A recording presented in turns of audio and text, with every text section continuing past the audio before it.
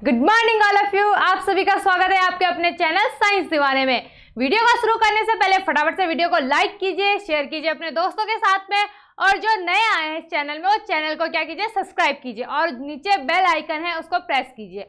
ठीक है, तो पिछली वीडियो में हमने पढ़ा था कि जो हमारे पास में अणुसंख्यक गुणधर्म के बारे में हम पढ़ रहे थे, तो उसमें हमारे पास अणुसंख्यक गुण कितने होते हैं? 4 होते हैं। एक होता है क्वथनांक का उन्नयन, हिमांक का अवनमन, दूसरा होता है आपके पास जो सबसे पहला पढ़ा था हमने वो पढ़ा था वाष्प दाब का अवनमन, फिर पढ़ा था हमने क्वथनांक का उन्नयन, फिर पढ़ा था हमने हिमांक का अवनमन। अब हमारे पास में जो 4th पॉइंट है वो क्या है? परासरण दाब। यह हमारा अणुसंख्यक गुण का जो 4th प्रॉपर्टी है, क्या है? परासरण दाब। दाब के बारे में सबने पढ़ा होगा, परासरण भी लगभग सुना ही होगा, लेकिन अब हम यहाँ पे एक साथ पढ़ेंगे। आपके पास में क्या आ जाएगा? परासरण दाब। चलो स्टार्ट करते हैं परासरण दाब को। तो सबसे पहले हम यहाँ पे एक डायग्राम के थ्रू समझते हैं क्या होता है हमारे पास में परासरण दाब। तो ये आपके पास में एक शुद्ध विलायक है, ये यहाँ से ये दूसरा हमारे पास में आ गया इस तरीके से कुछ। तो ये यहाँ पे आपके पास में एक शुद्ध विलायक है। क्या है यहाँ पे? ये शुद्ध विलायक, या कोई शुद्ध जल का द्रव भी हम इसको कह सकते हैं कि हमारे पास में शुद्ध द्रव है जल का। ठीक है, दूसरी चीज क्या है यहाँ पे कि ये शुद्ध विलायक है और इसमें क्या हो रहा है, अब हम अच्छे तरीके से समझेंगे कि परासरण दाब क्या होता है। ठीक है, और एज इट इज हम जैसे कर रहे थे ना कि क्या कर रहे थे जब उन्नयन अवनमन में क्या हो रहा था कि अगर कोई किसी भी जैसे हमारे पास में कोई विलयन है, उसका अगर क्वथनांक में वृद्धि हो रही है तो दैट्स मीन क्या है? उसके क्वथनांक का क्या कहते हैं? उसको क्वथनांक का उन्नयन कहते हैं। क्योंकि उसमें जो ठोस अवाष्पशील विलेय मिला रहे थे उसकी वजह से उसके क्वथनांक में क्या हो रही थी? वृद्धि हो रही थी। इसी तरीके से यहाँ पे क्या है आपके कि अभी समझेंगे, उससे पहले आप वो भी समझ लो थोड़ा सा। जो हिमांक का अवनमन होता था तो उसमें जो हम ठोस अवाष्पशील विलेय मिलाते थे, इसी तरीके से यहाँ पे हम भी क्या मिला देते? कुछ ठोस अवाष्पशील विलेय मिला देते। ठीक है, जैसे हमने वहाँ पे NaCl का मिला दिया था, चलो यहाँ पे भी हम क्या कर देते? एक NaCl मिला दिया।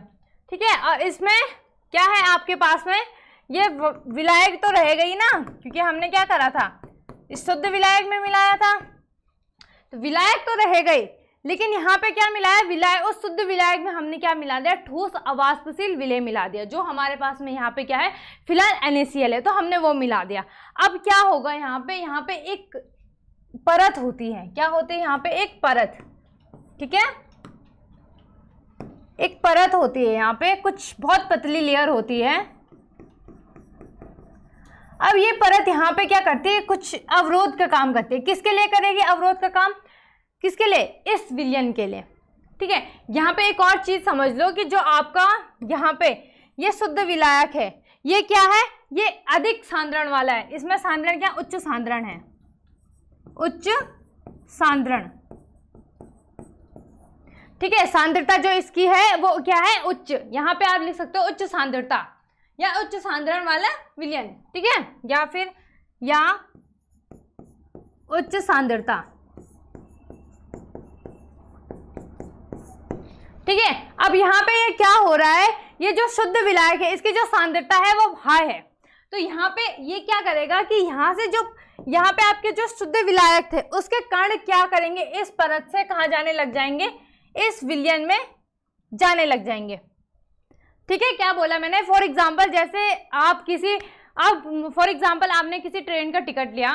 ठीक है, आपको यहाँ से जाना है, जम्मू कश्मीर जाना है या फिर कहीं भी चले जाओ आप। ठीक है, घूमने जाना है आप क्या करो? जब तक आपके पास टिकट होगा आप तभी क्या कर सकते हो? ट्रेन में इंटर कर सकते हो। या आप किसी बस में जाओ जिसकी आपने पहले से ही बुकिंग कर रखी होगी, या बुकिंग ना भी की होगी तो आपको क्या करना पड़ता है? उसकी टिकट लेनी पड़ती है, तभी आप क्या कर सकते हो? ट्रैवल कर सकते हो। ऐसे इसमें होता है कि यहाँ पे क्या होता है कि अगर जो तुम्हारा शुद्ध विलायक होता है वो क्या होता है? उच्च सांद्रता वाला होता है। अब वो कहाँ जाएगा? यहाँ पे मान लो यहाँ पे बहुत ज्यादा भीड़ है, तो वो कहाँ जाएगा? वो जहाँ पे कम भीड़ होगी वहीं तो जाएगा भाई, उसको आराम से मस्त होके लेटना है, बैठना है, तो वो कहाँ जाएगा? आपका उच्च सांद्रता से कहाँ चला जाएगा? निम्न सांद्रता की ओर। कहाँ जाएगा? निम्न सांद्रता की ओर, ठीक है। और यहाँ पे क्या होगा, अच्छा अब यहाँ पे जो शुद्ध विलायक है वो उच्च सांद्रता से निम्न सांद्रता की तो ओर जा रहा है, तो क्या ऐसा हो सकता है ये निम्न सांद्रता से उच्च सांद्रता की ओर जाए? सोचो यार, फॉर एग्जाम्पल यहाँ पे क्या हो रहा है, अगर तुम्हारे पास टिकट है तो तुम तभी क्या कर सकते हो, जा सकते हो। तो इनके पास टिकट है तो ये जा सकते हैं, तो निम्न सांद्रता वाले उच्च सांद्रता की ओर नहीं जा सकते क्योंकि इनके पास में क्या नहीं है, टिकट नहीं है, ठीक है। तो इस तरीके से आप समझ सकते हो। तो यहाँ पे क्या है, ये शुद्ध विलायक है। अगर हम इसमें कुछ ठोस अवाष्पशील विलय मिलाते हैं या फिर यहाँ पे क्या होता है, आपके पास में एक परत होती है जो क्या कर रही है, उच्च सांद्रता से क्या कर रही है, विलायकों को, विलायक के कण को कहाँ जा रहे हैं, ये निम्न सांद्रता की ओर जा रहे हैं। क्लियर हुई बात? अभी हम डेफिनेशन से अच्छी तरीके से समझ सकते हैं इसको, ठीक है। तो यहाँ पे क्या है, क्वेश्चन किस तरीके से आएगा, मैंने अभी अर्धपारगम्य झिल्ली के बारे में बताया आपको, परासरण विसरण ये सब अभी पढ़ेंगे हम। निम्न को उचित उदाहरण सहित समझाइए, ठीक है। क्या है अर्धपारगम्य झिल्ली? सबसे पहले हमारे पास जो अर्धपारगम्य झिल्ली होती है वो क्या होती है, तो क्या होती है कि किसी पदार्थ की वह पतली परत, अभी हमने देखा था ना हमारे पास में एक पतली परत आ रही थी जो क्या कर रही थी, उच्च सांद्रता से क्या कर रही थी, कणों को निम्न सांद्रता की ओर प्रभावित कर रही थी। तो किसी पदार्थ की वह पतली परत जिससे केवल विलायक के अणु ही क्या हो सकते हैं, आर पार हो सकते हैं, हो रहे थे ना, आर पार हो रहे थे ना, कौन से, केवल विलायक के कण, क्योंकि उनके पास में क्या था, टिकट था, ठीक है, कहाँ जाने का, ट्रैवल करने का, इसलिए वो मस्त करके ट्रैवल कर रहे थे, ठीक है। विलय के अणु को रोक दिए जाते हैं, तो विलय के अणु के लिए वो क्या हो जाते हैं, वहां पे अवरोध उत्पन्न करती है, कौन करते हैं, अर्धपारगम्य झिल्ली। क्या होती है कि जब ऐसी परत जो विलय के कणों को आर पार जाने में सहायक होती है, या सिंपल सा लिख सकते हो कि किसी पदार्थ की वह पतली परत जिससे वह विलय के अणु क्या हो सकते हैं, आर पार हो पाते हैं, तथा क्या हो, विलय के अणु को हम क्या कर देते हैं, ये रोक देते हैं। विलय के अणु तो क्या करते हैं, ट्रेवल कर लेते हैं, लेकिन जो विलय के अणु है वो नहीं कर पाते, तो उस पतली परत को हम क्या करते हैं, अर्धपारगम्य झिल्ली कहते हैं। क्लियर हुई बात? जैसे यहाँ पे आपके पास में क्या हो गया, अंगूर के छिलके हो गए, या सेलोफेन, अंगूर के छिलके, भाई अंगूर तो खाते ही होंगे आप, रोज लगातार खा ही रहे होंगे आजकल, तो मस्त करके आप अंगूर खा रहे होंगे। अब देखना उसको, अभी हम यहाँ पे मैं आप बताऊंगी, आपको 2-3 एक्सपेरिमेंट बताऊंगी, अब अच्छे से घर पे ना उनको कर लोगे, अब आप समझ भी जाओगे कि परासरण क्या होता है, विसरण क्या होता है आपके पास में। केवल आपने यहाँ पे आपने क्या करना है, केवल ही 2 एक्सपेरिमेंट करना है, अच्छे से आपको याद रहेगा पूरी लाइफ टाइम तक, ठीक है। तो क्या अर्धपारगम्य झिल्ली आई समझ में? क्या बोला मैंने, विलायक के कण क्या हो सकते हैं, आर पार हो पाते हैं, लेकिन जो विलय के कण है वो आर पार नहीं हो पाते हैं, तो इस पतली परत को क्या बोलते हैं, हम अर्धपारगम्य झिल्ली कहते हैं। अब हम देखते हैं परासरण के बारे में, ऑस्मोसिस भी बोलते हैं इसको, ठीक है।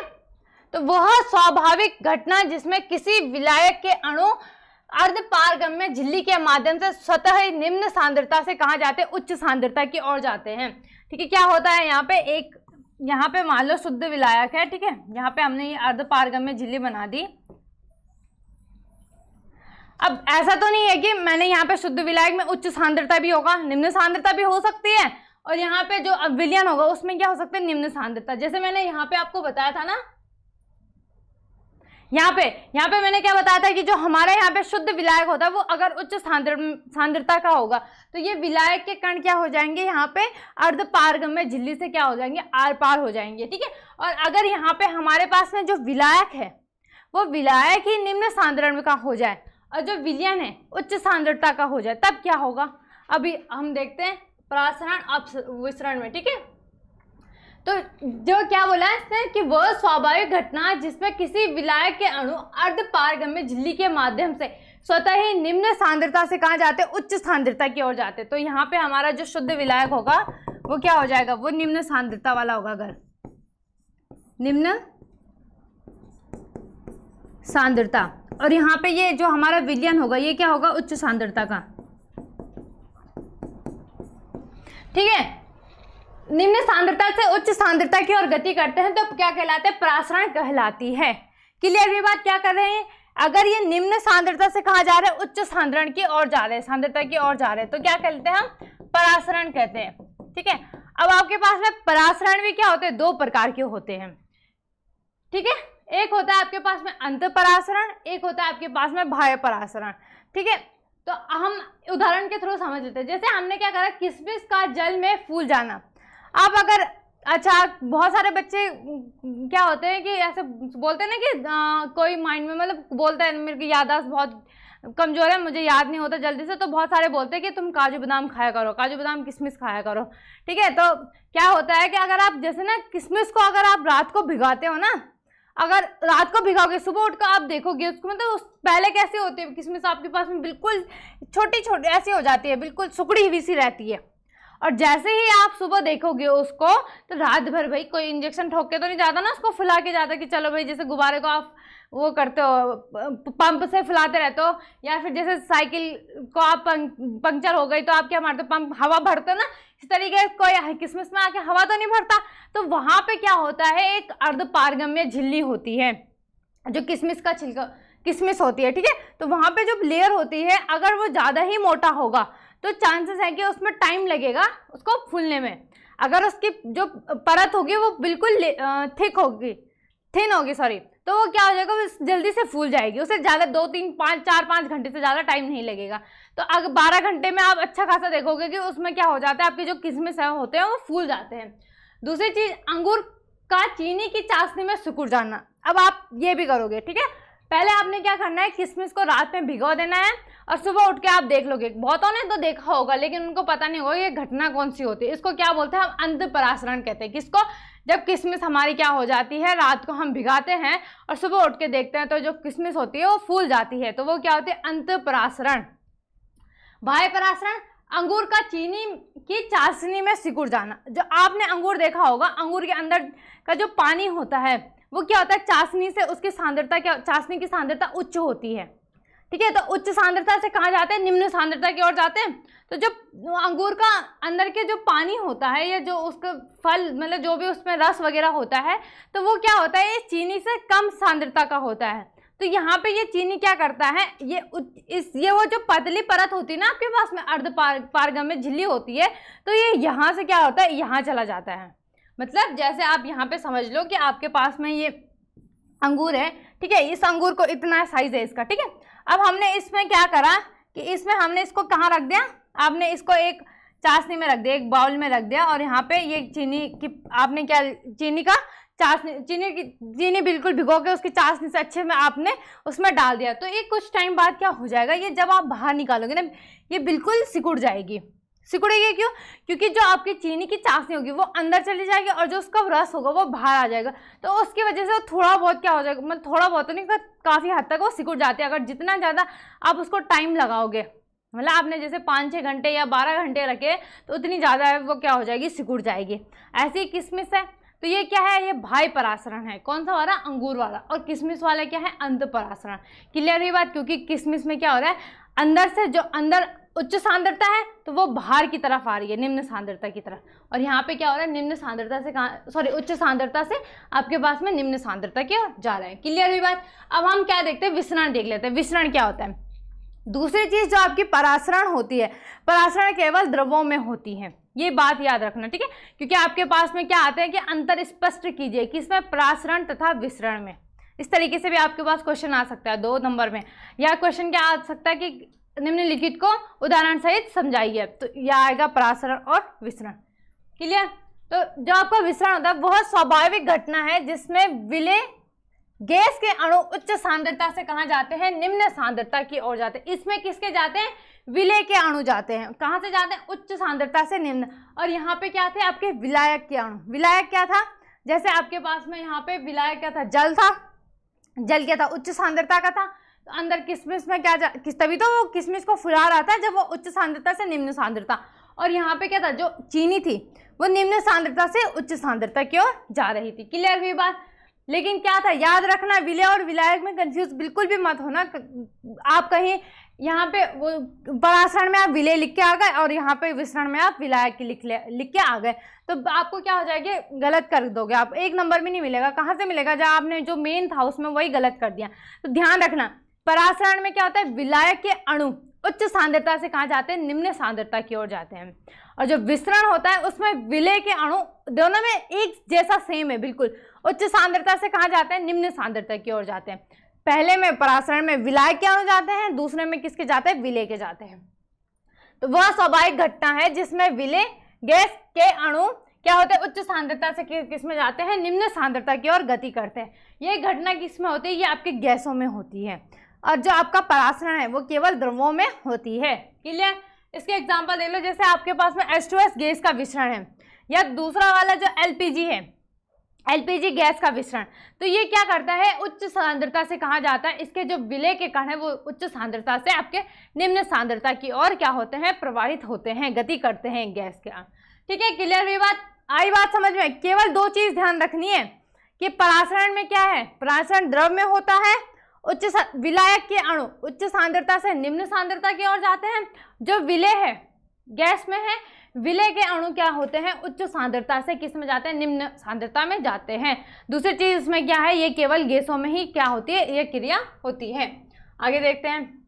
हाँ, अब आगे हमारे पास में विसरण तथा परासरण में अंतर स्पष्ट कीजिए, जो मैं अभी बता रही थी आपको। ठीक है, तो पहला क्या होगा, जो आपके पास परासरण होगा वो केवल किस में होगी, द्रवों में होगी एज इट इज। विसरण किस में होगी, केवल गैसों में होगी। दूसरा ये क्या होता है, इसमें अर्धपारगम्य झिल्ली का होना आवश्यक है, क्योंकि यहाँ पे अर्धपारगम्य झिल्ली जो होती है वो क्या करती है, विलायक के कणों को कहाँ जाती है, विलेय के कणों में जाती है ना, तो वो आर पार करती है विलायक के कणों को। ठीक है, इसमें अर्धपारगम्य झिल्ली का होना आवश्यक नहीं है, तो ये ठीक है, इसका अपोजिट है।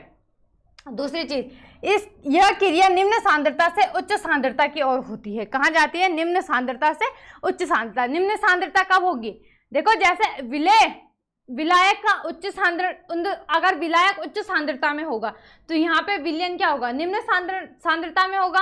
और अगर तुम्हारा विलायक जो होगा किसमें होगा, निम्न सांद्रता में होगा, तो विलयन क्या होगा, उच्च। बिल्कुल कंफ्यूज नहीं होना है, बिल्कुल भी।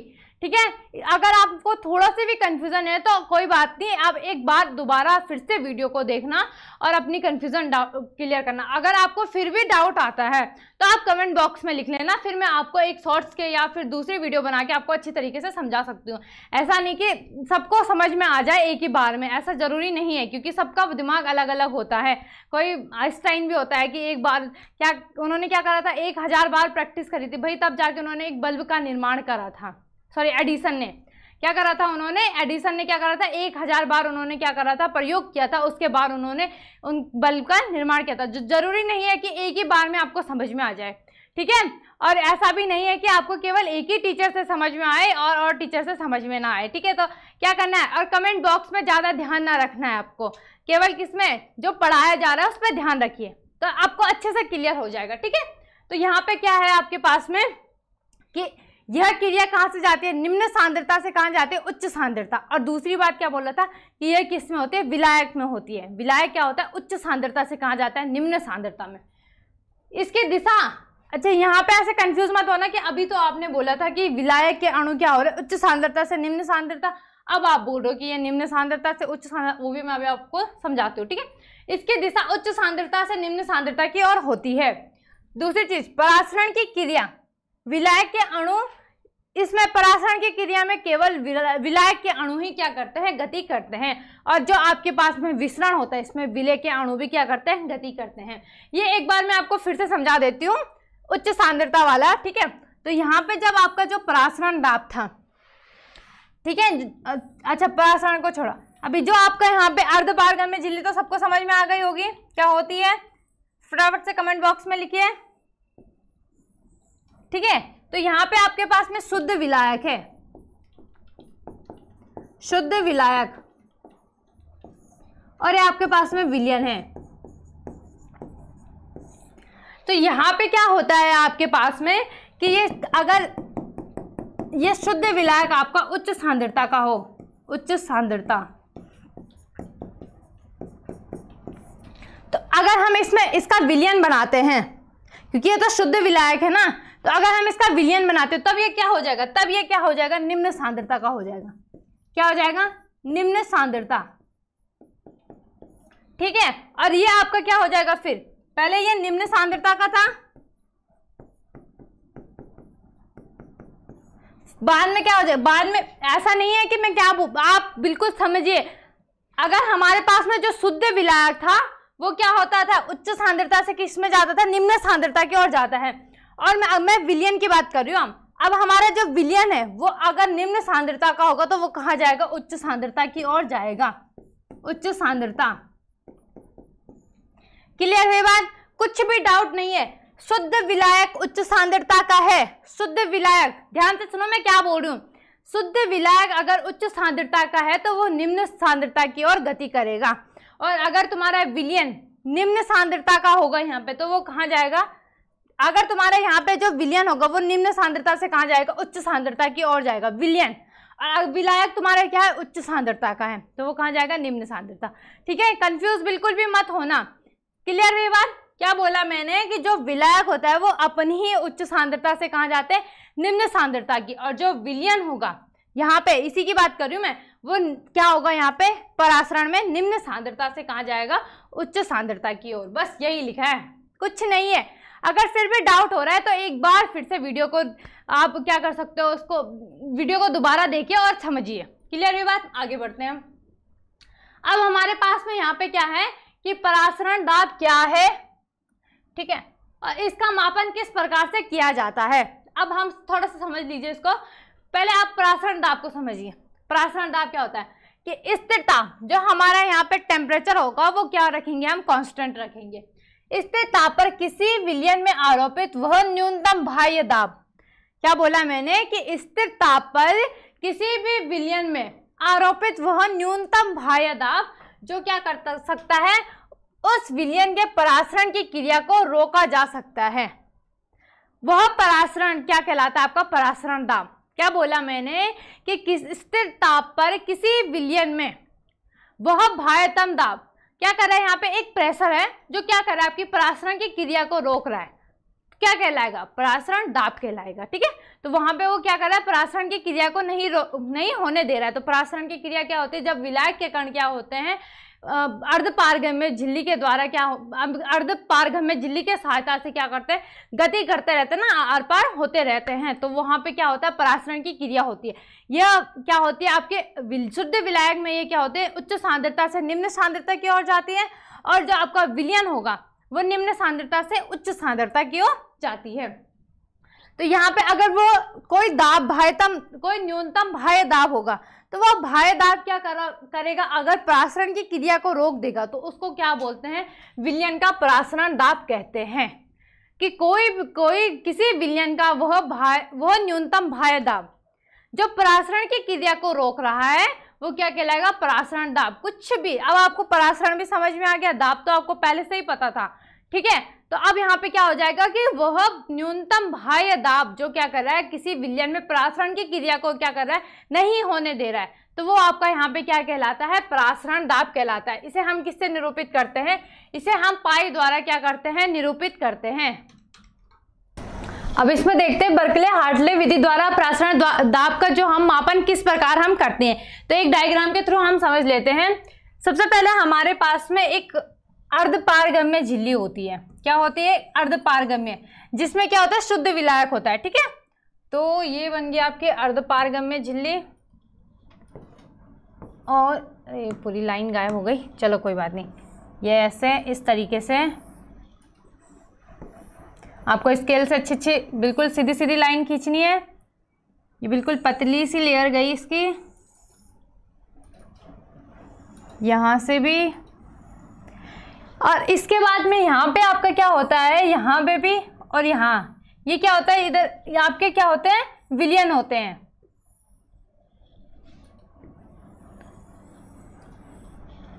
हो सकता है मेरी लाइन टेढ़ी मेढ़ी हो सकती है, तो आपको बिल्कुल सीधी सीधी लाइन खींचनी है, अच्छे सीधी सीधी लाइन ड्रॉ करनी है आपको।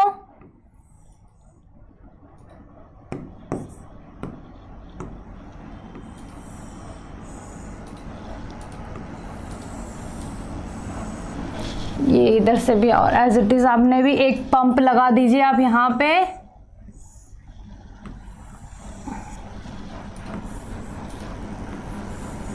ये आपका यहाँ पे क्या हो जाएगा, ये प्रेशर पंप हो जाएगा। क्लियर हुई बात।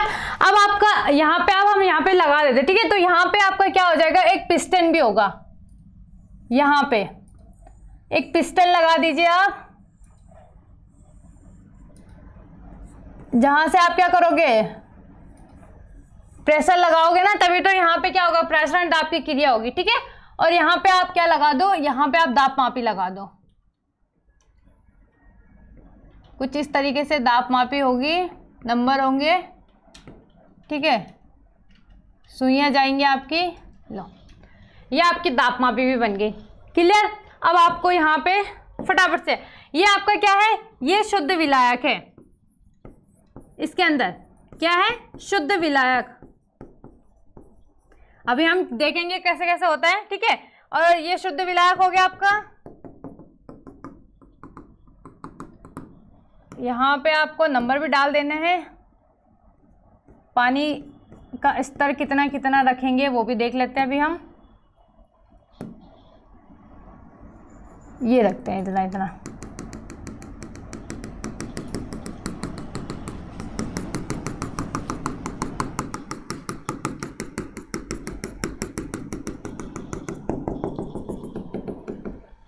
ठीक है, ये शुद्ध विलायक हो गए आपके। अब यहाँ पे आपका क्या होता है, सांद्र विलयन होता है। यहाँ पे आपका जो ये, यहाँ पे हम क्या रख देते हैं, ये आपके क्या हो जाएंगे, सांद्र विलयन।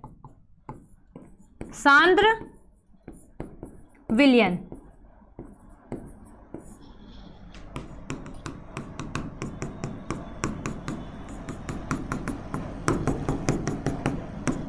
अब देखो इसको अच्छे तरीके से समझो, कैसे कैसे क्या हो रहा है यहाँ पे। अब यहाँ पे देखो, जब यहाँ से क्या होगा, ये पानी है, यहाँ पे ये क्या आपकी, ये केश नली है। क्या है ये आपकी क्या हो जाएगी, केश नली। केश नली। ठीक है, अब यहाँ पे क्या होगा कि जब आपका क्या होगा, ये पानी धीरे धीरे क्या, पानी जब यहाँ पे अगर प्रासरण की क्रिया होगी ना, तो ये पानी क्या होगा, कम होगा कि नहीं होगा। यहाँ से ये पानी क्या हो जाएगा, कम हो जाएगा। तो ये पानी का लेवल पहले कितना था, पहले पानी का लेवल इतना इतना था और कम होके इतना आ गया। तो यहाँ पे भी जाहिर सी बात है, इसका पानी यहाँ पे भी बढ़ेगा, क्योंकि यहाँ से घट रखा है ना। क्यों घटा ये पानी, बताओ जल्दी से। क्योंकि यहाँ पे क्या हुआ, परासरण की क्रिया हुई। परासरण की क्रिया क्या हुई कि निम्न सांद्रता से क्या हो गया, यहाँ पे जो यहाँ के विलयन के जो शुद्ध विलायक था वो कहाँ आ रहा था, निम्न सांद्रता से कहाँ जा रहा था, आपके उच्च सांद्रता की ओर जा रहे थे। मतलब परासरण की क्रिया में यही तो होता है कि कहाँ जाता है वो, निम्न सांद्रता से निम्न सांद्रता से उच्च सांद्रता की ओर, उच्च सांद्रता की ओर। ठीक है, तो यहाँ पे जब प्रासरण की क्रिया हुई तो पहले पानी का मात्रा यहाँ तक था, अब फिर क्या हो गया, यहाँ पे कम हो जाएगा, घट जाएगा। घटने के कारण यहाँ पे क्या हो जाएगा, यहाँ से इसका पानी का लेवल थोड़ा क्या हो जाएगा, अप हो जाएगा। और अगर हमें इस क्रिया को क्या करनी है, इस पानी के स्तर को उतना ही रखना है, यहाँ पे प्रासरण की क्रिया नहीं होने देती है, तब हम क्या करते हैं, एक बाह्यतम दाब लगाते हैं। तो हमारा ये बाह्यतम दाब यहाँ पे होता है, ये क्या कहते हैं, हम इसको पिस्टन बोलते हैं। ठीक है, तो यहाँ पे एक बाह्य दाब लगता है। क्या लगा रहे हैं हम यहाँ पे, बाह्य दाब। बाह्य दाब लगाने पर क्या हो जाएगा, देखो बाह्य दाब जब हम लगा रहे थे ना, फिर से पुनः क्या हो जाता था, ये जो पानी का लेवल है ये पुनः कहाँ पे आ जाएगा आपके, फिर से यहाँ तक पहुंच जाएगा। क्योंकि फिर क्या हो जाएगा, जब हम किसी भी विलयन में बाह्य दाब लगाते हैं तो वहां पे क्या हो जाती है, परासरण की क्रिया क्या हो जाती है, वो परासरण की क्रिया को रोक लेता है। तो इस दाब को हम क्या कहते हैं, क्या कहते हैं, परासरण दाब कहते हैं। तो यहाँ पे जब परासरण दाब लगाया हमने, बाह्य दाब लगाया, ठीक है, तो परासरण की क्रिया रुक गई थी। तो यहाँ पे क्या हो रहा था, फिर से अगेन ये पानी कहाँ चला जाएगा, अपने स्तर पे चला जाएगा। क्योंकि पहले तो यहाँ पे जब परासरण की क्रिया हो रही थी तो तब आपके पास में यहाँ पे क्या हो रहा था कि ये जल, इसका जो केश नलिका है वो कहाँ हो रहा था, घट रहा था।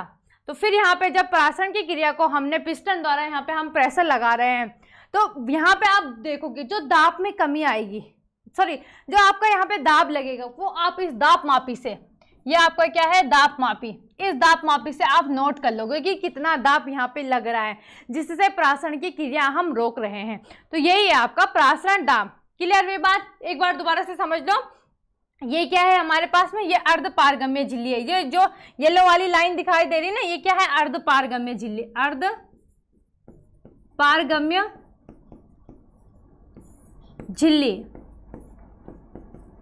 क्या होती है, अर्ध पारगम्य झिल्ली, जो क्या करते हैं, विलायक के अणु को कहां तक पहुंचाती है, जो विलायक के अणु क्या करते हैं, विलय के अणु में क्या करते हैं, आर पार गति करने में सहायक होती है। ठीक है, तो ये अर्धपारगम्य झिल्ली हो गई। तो यहाँ पे सबसे पहले हमारे पास केस नली होती है। ठीक है, फिर क्या होता है, शुद्ध विलायक का एक ये आपका मेटल बॉक्स होता है, ये वाला, ये भाई वाला, ये क्या होता है, एक मेटल बॉक्स होता है, मेटल बॉक्स है आपके पास में ये। ठीक है, यहाँ पे क्या होता है आपके, इसको हम बीचों बीच में अर्धपारगम्य झिल्ली रख देते हैं।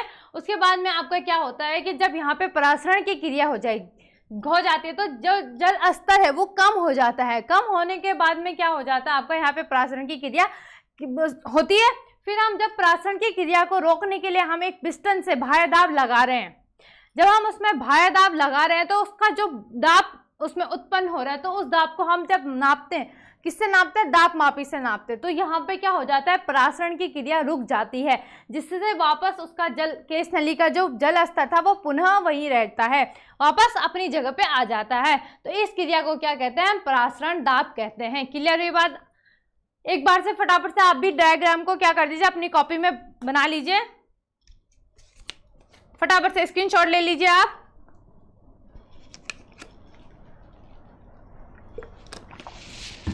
चलो अब आगे देखते हैं, आगे क्या है इसमें कि अब हमने आपने डायग्राम के थ्रू तो समझ लिया, अब थोड़ा थ्योरी पार्ट से समझ लीजिए क्या क्या है। इस विधि में क्या करा, सबसे पहले हमने स्टील का आयताकार बॉक्स लिया, ठीक है, जो हमारा मेटल बॉक्स था। उसके बाद हमने क्या करा, सांद्र विलयन से भरा हुआ था। ठीक है, वहां पे आपका क्या था, सांद्र विलयन था। फिर जिसके बीच में स्थित एक अर्धपारगम्य झिल्ली द्वारा बने बॉक्स क्या मिलाया था, हमने शुद्ध विलायक मिलाया था, ये देखो। ठीक है, एक बार क्या था, यहाँ पे एक मेटल बॉक्स था, उसमें क्या था, सांद्र, ये हमारा सांद्र विलयन था। फिर यहाँ पे एक अर्धपारगम्य झिल्ली थी जिसमें हमने क्या मिला रखा है, शुद्ध विलायक मिला रखा है। दोनों विलयनों द्रवों के मध्य परासरण के कारण विलायक के तल में कमी आ जाती है। मैंने बताया था ना आपको कि जो केस नली में थी वहां पे क्या आने लग जा रही थी, धीरे धीरे क्या होने लग जा रही थी, वहां पे कमी आने लग जा रही थी, जिसे चिन्हित केस नली द्वारा ज्ञात कर लेते थे। तो उसको हमने क्या करा, केस नली द्वारा ज्ञात कर लिया। फिर विलयन में प्रेशर पंप को सहायता से इतना दाब आरोपित किया गया कि जो केस नली में जो तल का स्तर था वो क्या हो गया, स्थिर हो गया। इस दाब को दाब मापी द्वारा हम क्या कर लेते हैं, ज्ञात कर लेते हैं। जो वहां पे दाब लगा है उसको हम दाब मापी से क्या कर लेते हैं, उसका मापन कर रहे थे, जो विलयन का परासरण दाब होता है। क्लियर हुई बात की किसी भी विलयन में परासरण की क्रिया को रोकने के लिए जो न्यूनतम बाह्य दाब लगता है वो उस विलयन का क्या कहलाता है, परासरण दाब कहलाता है। क्लियर? चलो आगे देखते हैं। आगे हमारे पास में क्या है, व्युत्क्रम परासरण क्या है। ठीक है, दैनिक जीवन में इसका महत्व को समझाइए। आपने आरओ सुना है, आरओ लगभग हर किसी के घर में आरओ होता है। आरओ जो आपके पास में क्या होता है, पानी होता है ना, पानी का एक टैंक सा होता है। वहां पे आपका क्या होता है कि जब जो आपके नॉर्मल हैंडपंप या नल से पानी आके आप उसमें भरते हो या किसी मोटर के द्वारा आपने अपने आरओ को भरा, उसके बाद आपको क्या आता है, प्योर वाटर आता है, वो आपका आरओ। ठीक है, वही है यहाँ पे, वही है। ठीक है, समुद्री जल के विनिमयकरणीय क्रिया के द्वारा समझाइए कि यह क्रिया किस सिद्धांत पर आधारित है, इसका प्रयोग कहाँ किया गया है। कई कबार टंग क्या हो जाती है, स्लिप हो जाती है, थोड़ा पढ़ने में नहीं आता। ठीक है, तो चलो अब आगे देख लेते हैं क्या है हमारे पास, रिवर्स ऑस्मोसिस, जो मैं आपको बता रही थी, आरओ। ठीक है, उसको क्या करते हैं, बहुत सारे ऐसे नहीं करते, हम बहुत ज़्यादा क्या करते हैं, शॉर्ट फॉर्म यूज़ कर लेते हैं। जैसे आपने अब आजकल तो बहुत व्हाट्सएप में जैसे अंग्रेजों ने आपको थैंक यू, मतलब अंग्रेजों ने क्या कर रखा है, एक शब्द का निर्माण कर रखा है, थैंक यू। तो इसको क्या करते हैं हम, कोई क्या लिखते हैं, कोई लिखता है थैंक्स, कोई ऐसे लिख देता है, कोई कुछ लिख देता है, ऐसे लिख देता है, बिल्कुल शॉर्ट फॉर्म में। एक का तो मैंने देखा था, उन्होंने लिखा था 10 और क्यू, थैंक यू। ठीक है, एक ने ये लिखा था 10, ये वाला 10 क्यू, थैंक यू। इसी तरीके से क्या करते हैं, बहुत ज़्यादा शॉर्ट फॉर्म का यूज़ करते हैं। तो इसमें ही क्या करा गया कि जो आपका आरओ है वो उसकी जो फुल फॉर्म है वो क्या है, आपका रिवर्स ऑस्मोसिस। ठीक है, आई बात समझ में? तो अगर आपको पता चल गया ना आरओ क्यों बोलते हैं उसको, क्या होता है, रिवर्स ऑस्मोसिस। देख लेते हैं कि यदि किसी विलयन में आरोपित बाह्य दाब P का मान उस विलयन के परासरण दाब, यहाँ पे क्या है, उस विलयन का जो परासरण दाब पाई से डिनोट करते हैं, से अधिक हो, तो विलयन में परासरण की क्रिया क्या होने लग जाती है, विपरीत दिशा में होने लग जाती है। अगर किसी भी विलयन में परासरण की क्रिया अगर किसी विलयन में आरोपित जो बाह्य दाब हो वो उस विलयन के परासरण दाब से अधिक हो जाती है, तो जो क्रिया है वहां पे वो क्या होने लग जाती है, विपरीत दिशा में होने लग जाती है। तो इस क्रिया को हम क्या कहते हैं, उत्क्रम परासरण, क्योंकि ये क्या हो रही है, रिवर्स हो रही है ना, उसके विपरीत दिशा में हो रही है, तो इसको क्या कहते हैं, रिवर्स ऑस्मोसिस। क्लियर हुई बात? डायग्राम के थ्रू भी समझ लेंगे इसको थोड़ा, ठीक है। अब हम इसका महत्व भी देख लेते हैं कि समुद्री जल का विनम्रीकरण ही है, क्या है तुम्हारे पास, कि समुद्री जहाजों में पेयजल की व्यवस्था व्युत्क्रम परासरण की क्रिया द्वारा। अब देखो जो समुद्र जहाज होते हैं ना, आपके जहाजों में पहले इतना ज्यादा वेट, मतलब आपका जो जहाज पानी, अच्छा एक तो क्वेश्चन नॉर्मल सा 10th या 9th या 10th में हम सुनते आते हैं कि किसी ने पूछा कि एक कील है और एक पानी का जहाज है, जो कील है वो पानी में डूब जाता है, जबकि जहाज का वेट तो कितना ज्यादा होता है वो फिर भी पानी में नहीं डूबता है। तो यहाँ पे रीजन क्या होता है, रीजन सबने क्या करना है, ये आपके लिए होमवर्क है, ठीक है। जिसको पता है वो कमेंट बॉक्स में लिखिए, जिसको नहीं पता है वो क्या कीजिए, फटाफट से देख लेना, वो बाद में क्लास के बाद आप देख लेना और आपके लिए होमवर्क रहेगा, ठीक है। कि जो आपकी कील होती है नॉर्मल सी, ठीक है, वो क्या हो जाती है, पानी में डूब जाती है, या आपका जो पत्थर होता है वही ले लो, पत्थर होता है वो पानी में डूब जाता है, लेकिन जो आपका जहाज होता है वो पानी में नहीं डूबता है। क्यों? अगर आपको नहीं आएगा फिर आप कमेंट कर देना, मैं आपको एक शॉर्ट्स में बता दूंगी या किसी वीडियो में आपको बता दूंगी, चलो ठीक है। तो आपका जो समुद्री जहाज होता है वो क्या होता है, उसमें जब इतना ज़्यादा सामान होता है, अब आपके हम समुद्र पानी में जा रहे हैं, ठीक है, पानी खत्म हो गया, तब आप क्या करोगे, कोई बोलेगा पानी में तो जा ही रहे हैं, पानी को ही पी लेंगे, अरे उससे वो तो उसमें तो बहुत ज़्यादा क्या होता है आपके कुछ गंदगी होती है बहुत ज़्यादा, मतलब पीने मत देख के ही ऐसा लगता है कि भैया मेरे को तो नहीं पीना, रहने दो, मैं प्यासी रह लूँगी पर ऐसे पानी नहीं पीऊँगी। तो इसमें भी ऐसे ही होता है आपका, ठीक है, ऐसी मतलब। तो इसमें क्या होता है, रिवर्स ऑस्मोसिस क्रिया के द्वारा आपको जो पानी है उसको शुद्ध किया जाता है, प्योर बनाया जाता है, बिल्कुल। इसमें समुद्री जल में उसके परासरण दाब से उच्च दाब आरोपित किया जाता है, जिससे व्युत्क्रम परासरण क्या होती है के कारण समुद्री जल में उपस्थित जो शुद्ध आपके पास में जल होता है, उपस्थित जो विलायक होता है, वो अर्ध पारगम्य झिल्ली से होकर शुद्ध जल की ओर क्या हो जाती है, परासरित हो जाती है। क्योंकि हम इसमें जब जो आपका विलयन है उसके परासरण दाब से अधिक ज्यादा, बहुत ज्यादा क्या लगा रहे हैं, प्रेशर लगा रहे हैं, तो हमें क्या प्राप्त होता है, शुद्ध जल प्राप्त होता है। मतलब अगर आपको सिंपल भाषा में समझना है तो जो आपका समुद्र का पानी है उसमें हम बहुत ज़्यादा जब प्रेशर लगा रहे हैं तो वो क्या होता है, आपको विलयन जो है वहाँ पे वो शुद्ध विलायक के रूप में एक किनारा एक साइड चला जाता है। इस तरीके से आप समझ लीजिए, मतलब आपका पास में ही खुद ही स्वयं यहाँ पे क्या हो रहा है, आरओ से वो प्यूरिफाई हो रहा है और आपको क्या मिल रहा है, पानी मिल रहा है पीने के लिए, ठीक है। इसको ही हम क्या बोलते हैं, समुद्री जल से नमक पृथक होने के कारण। अब वहाँ पे जो समुद्र में आपका नमक भी तो होता है, तो नमक क्या हो जाता है, यहाँ से पृथक हो जाता है, तो इस कारण क्या हो जाता है आपके यहाँ पे हम जो हमें पानी प्राप्त होता है वो पीने लायक, हम उसको पी सकते हैं।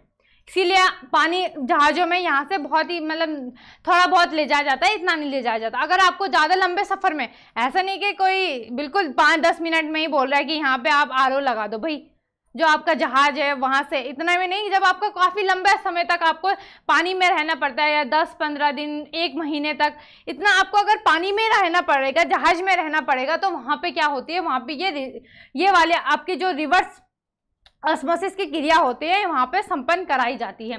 डायग्राम के थ्रू आप थोड़ा सा इसको समझ लीजिए कि यहाँ पे आपके पास में यहाँ से पानी है, ठीक है, ये इस तरीके से ये सी वाटर है, समुद्र का पानी, ये इस तरीके से कुछ कहाँ पे जा रहा है, हमारे एक टैंक बना रखा है हमने, उस टैंक में ये पानी जा रहा है, ठीक है। और यहाँ से एक काम कर लेते हैं, हम इसको निकालना भी तो है हमने पानी को, तो यहाँ पे आपका क्या आ जाएगा,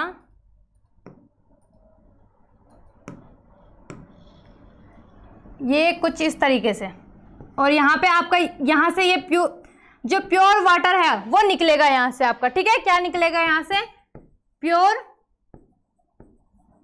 वाटर, और यहाँ पे आपकी जो क्रिया होगी कहाँ पे, यहाँ पे ये होगी रिवर्स,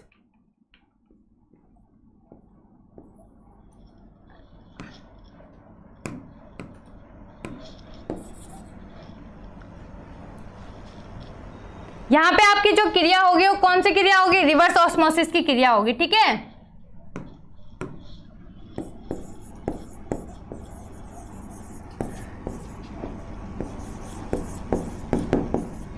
ये आपका यहाँ पे एक पानी एकत्रित हो जाएगा, ठीक है, यहाँ से ये रिवर्स ऑस्मोसिस की क्रिया हो जाएगी।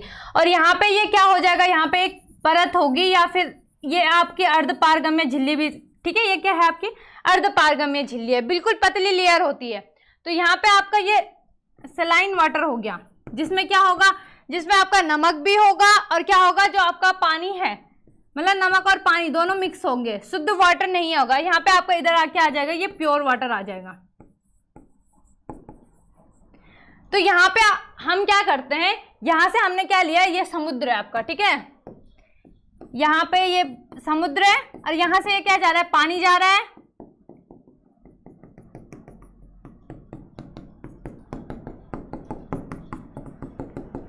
ठीक है, यहाँ पे क्या हो गया, अब ध्यान से समझना है, अब है समझने वाली चीज, ये पानी है, ये पानी को हम क्या कर रहे हैं, यहाँ से अब पानी ले रहे हैं, उसके बाद हमने यहाँ पे एक पंप भी लगाना है, जहां पे हमने क्या लगाना है, प्रेशर लगाना है, ठीक है।